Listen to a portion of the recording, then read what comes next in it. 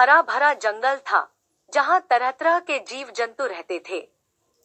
वहाँ ऊंचे ऊंचे पेड़ थे जिन पर चिड़िया चहचहाती थी, नदियाँ कलकल बहती थी और रंग बिरंगे फूलों से जंगल महकता था। उसी जंगल में मोती नाम का एक नन्हा हिरन अपनी माँ के साथ रहता था। मोती बहुत प्यारा था। उसकी आंखें चमकदार थीं और उसकी त्वचा सुनहरे रंग की थी जिस पर सफेद धब्बे थे। लेकिन एक समस्या थी, वह बहुत डरपोक था। मोती को हर चीज से डर लगता था। अगर कोई तेज आवाज आती तो वह घबरा जाता।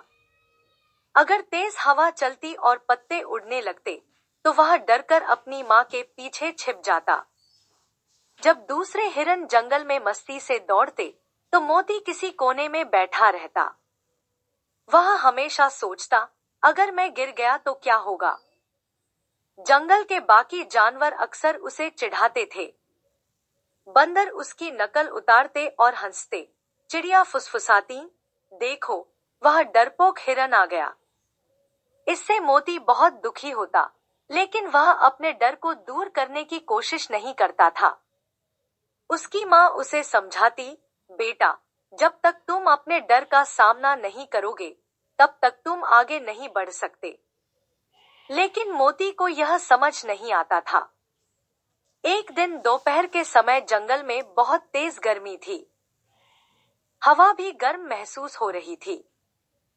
अचानक जंगल के एक कोने से धुआं उठने लगा। धीरे धीरे वह धुआं पूरे जंगल में फैल गया। चिड़िया तेजी से उड़ने लगी, बंदर पेड़ों से कूदकर दूर जाने लगे, हाथी झुंड में एक साथ चलते हुए सुरक्षित स्थान की ओर बढ़ने लगे।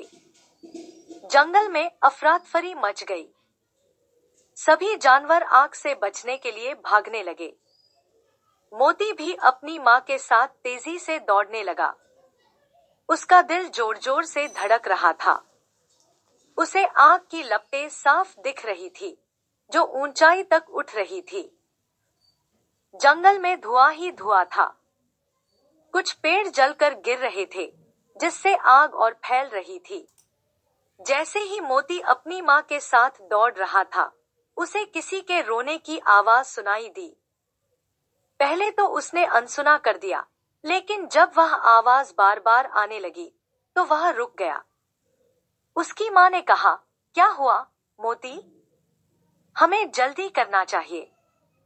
मोती ने कहा, माँ, कोई रो रहा है। वह इधर उधर देखने लगा और पाया कि एक नन्हा खरगोश झाड़ियों के पीछे फंसा हुआ था। आग की लपटें धीरे धीरे उसकी ओर बढ़ रही थी। वह बहुत डर गया था और अपनी जगह से हिल भी नहीं पा रहा था।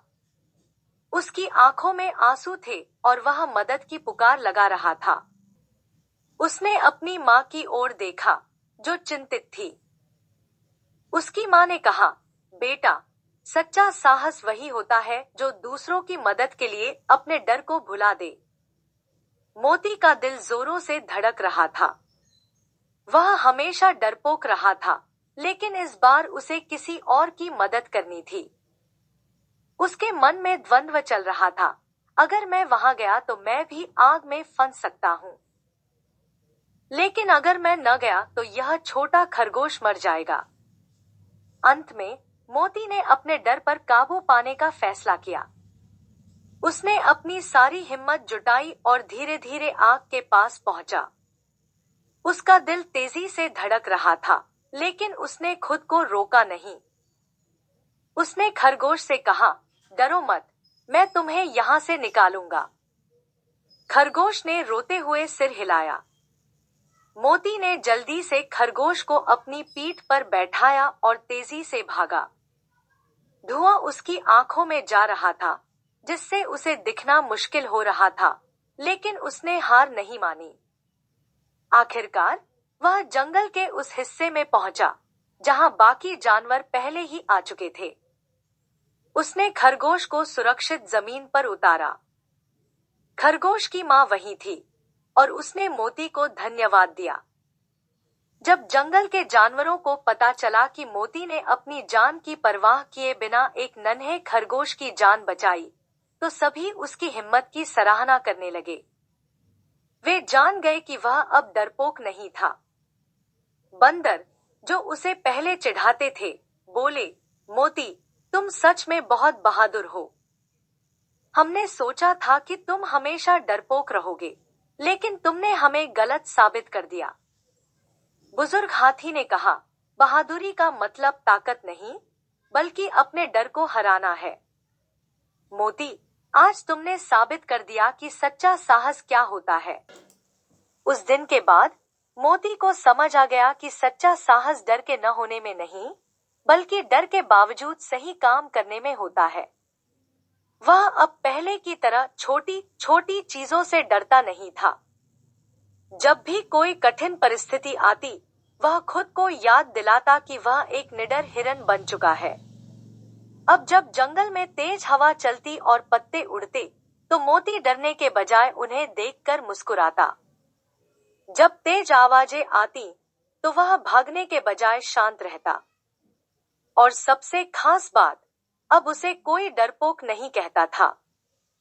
सच्चा साहस वही होता है जब हम अपने डर के बावजूद सही काम करें। मुश्किल समय में दूसरों की मदद करना सबसे बड़ी बहादुरी होती है। हर कोई डरता है, लेकिन अपने डर पर काबू पाना ही असली ताकत है।